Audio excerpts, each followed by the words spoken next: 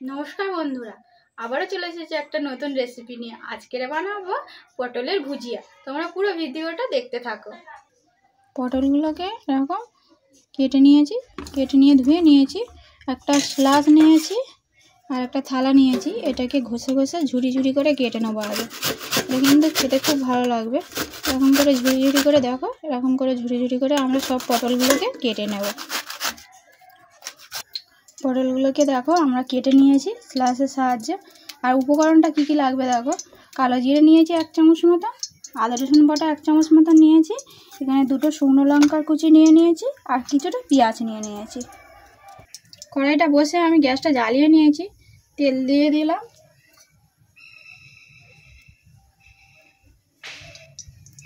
শুকনো লঙ্কা 2টো দিয়ে দেবো।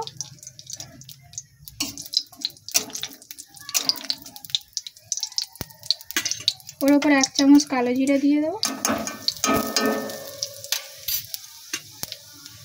দিয়ে একটু নাড়িয়ে নেব।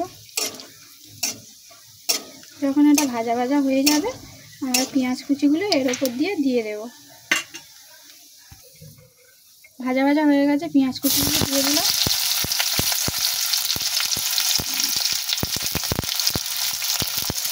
দিয়ে এটাকে একটু ভেজে নেব।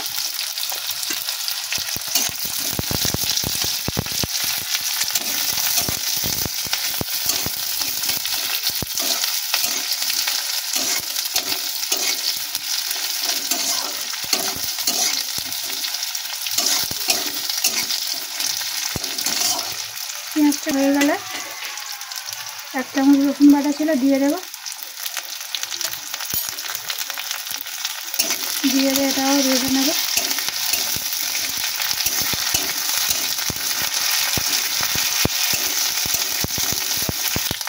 আমাদের ভাজা হয়ে গেছে মশলাগুলো, এবার আমরা পটলগুলোকে দিয়ে দেব।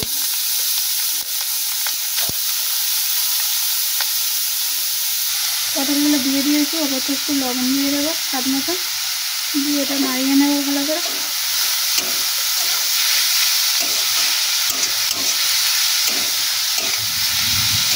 এরকম করে সুন্দর করে আমরা পটলটাকে ভেজে নেব।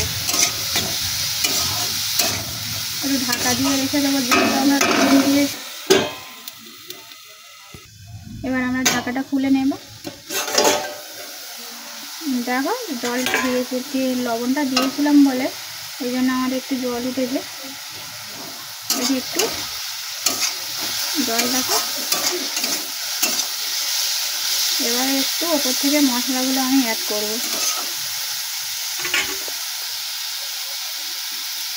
হলুদ গুঁড়ো, লঙ্কার গুঁড়ো, আর অল্প পরিমাণ একটু জিরে গুঁড়ো দিয়ে এটাকে ভালো করে আমরা ভাজি মতন করে নেব।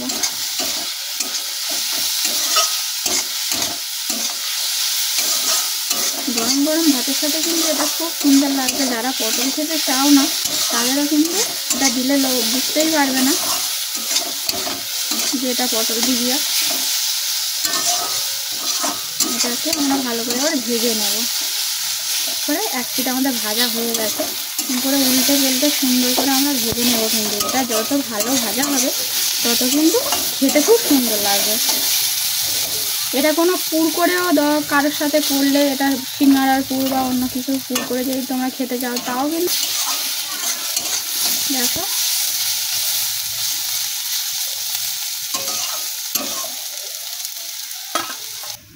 দেখো আমাদের কিন্তু ভাজিটা রেডি হয়ে গেছে। দেখো আর কতটা কেটেছিলাম আর কত কমে গেছে দেখো। কিন্তু এই একটু একটু করে খেলে তাতেই খুব ভালো লাগবে। এটাকে এবার আমরা তুলে নেব। এটাকে একটা পাত্রে আমরা তুলে নেব। দেখো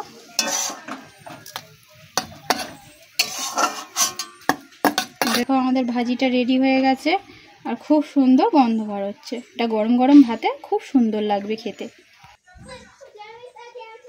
রান্নাটা ভালো লেগে থাকলে অবশ্যই আমার চ্যানেলটাকে সাবস্ক্রাইব করে নেবেন আর বেল আইকনটি বাজিয়ে দেবেন এরকম নিত্য নতুন রান্না পাওয়ার জন্য। ততক্ষণের জন্য নমস্কার।